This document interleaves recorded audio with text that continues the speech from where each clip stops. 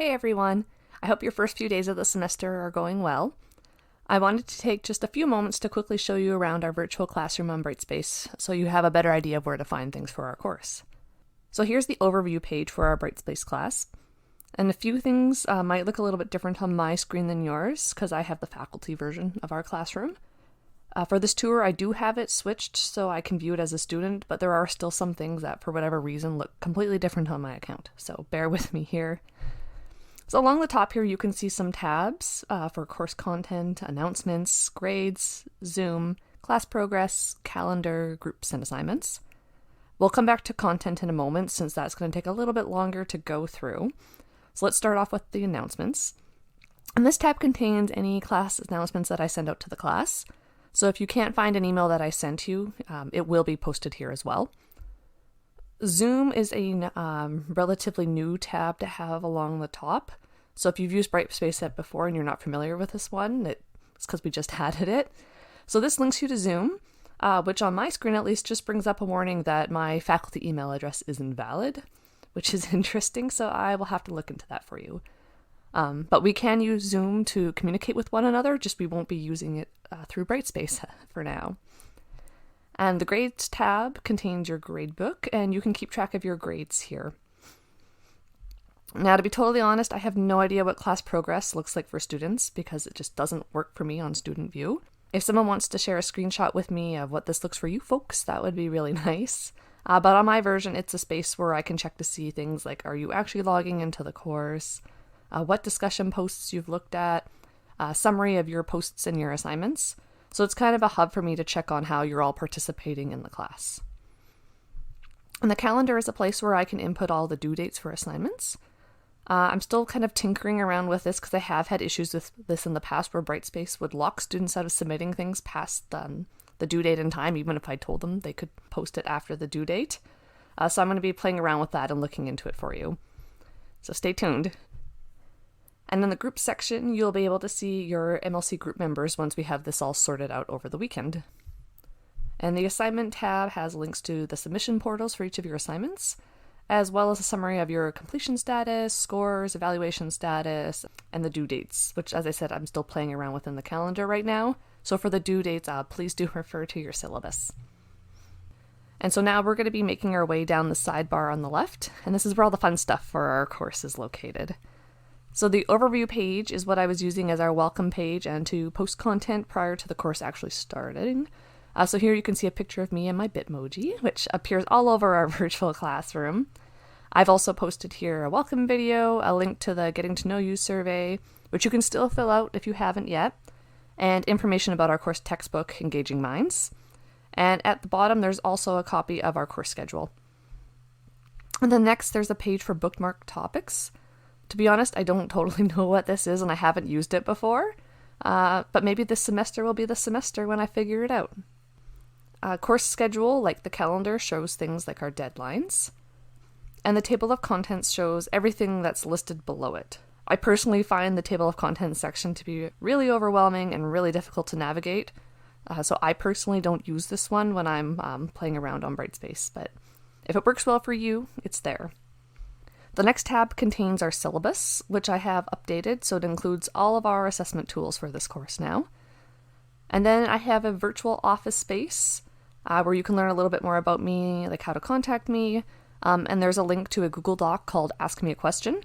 And this is meant to be for questions that you think would be of interest to the whole class. For example, questions about particulars for assignments, or perhaps some questions about readings or contents, things like that. If you need to talk to me privately about something, please do email me instead, since, this is a public forum for our class. And I will be checking this page at minimum every evening, but I usually log on and take a peek throughout the day. A space that I don't check out as often is our Cafe Educare. And this is meant to be kind of like a virtual student lounge where you can talk with your classmates without me. I will go in and check this if I get reports of something like harassment or cyberbullying, but I've never had an issue with this before. And then after that, we have our modules. And I believe right now what you can see is modules 1 and 2. I do have other modules up here, as you can see on my version. They're just on private because I'm making a few changes, and I didn't want to be making these changes, while you were looking at them and just cause a lot of confusion. but they will be posted in the next couple of days. Each module is set up exactly the same way, so by looking at a couple on here together, you'll have a very clear idea of what every module is going to look like. So we'll start off by taking a look at our Module 1, Part 1, so what we're working on this week. So for each module, I start off with a title, the module number, and the date range, followed by some sort of image, just to make the class a little bit more inviting, a little more exciting.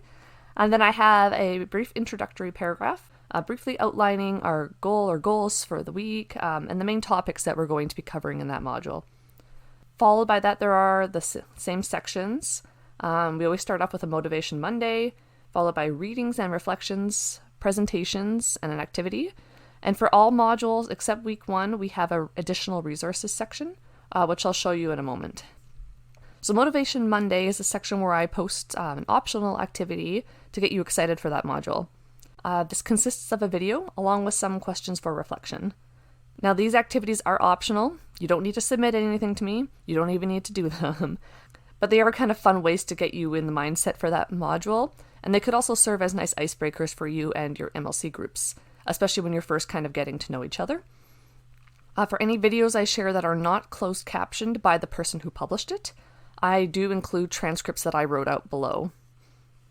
The reading and reflection section lists the readings for that week, along with some optional reflection questions that you may want to ponder as you're reading.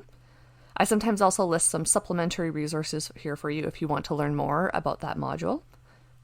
And the presentations will include my videos for that week, along with any related slides or notes, things like that. And the activity folder lets you know what we're doing that week for our activity.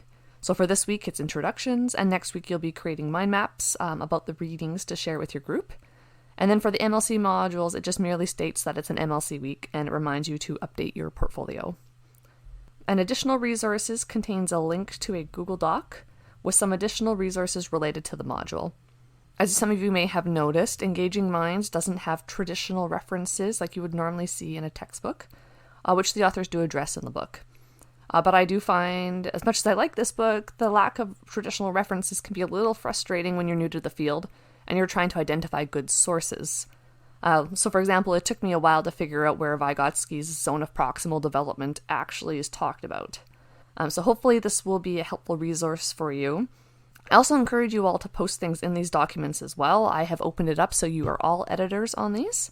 You can even just post cool videos you come across. So let's take a look at this for an MLC module. So let's check out one that you can't see at the moment, just to mix things up a little, and we'll look at democratic citizenship education. So right now we're looking at this on Prof View, so you can see all the editing tools and stuff. It won't look like this for you. So here we have the module information and an introduction.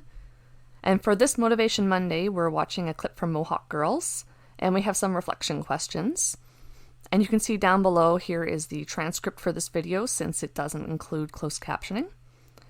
If we keep scrolling down, we can see the readings and a question for reflection.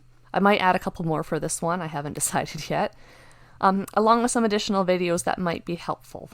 And this is where my presentation will be. And the activity for this module contains a reminder about the MLC portfolio. And then down below here we can see the section for additional resources. And here we have the link to the Google Doc for this educational moment. As a reminder, each of these Google Docs is specific to just that module, so everything I've listed in this one pertains just to democratic citizenship education. And if we return now back to our sidebar, the last section you can see on here is assignments. And this is really meant to just be a hub for everything assignment related. So each assignment group has its own little section, and at the moment it contains the submission portals for everything, except for the portfolio, since you don't have to submit anything for that actually through Brightspace. And I've started putting up some exemplars, and I'll be sharing more examples with you over the coming weeks. For a few, I'm just waiting for permission from previous students to share, and for others, since they are new assignments, I have to actually create an exemplar for you. And that's really it for our virtual classroom. If you have any questions about navigating our classroom, you can email me, you can post something in our Ask Me a Question document, or you can just post a comment down below on YouTube.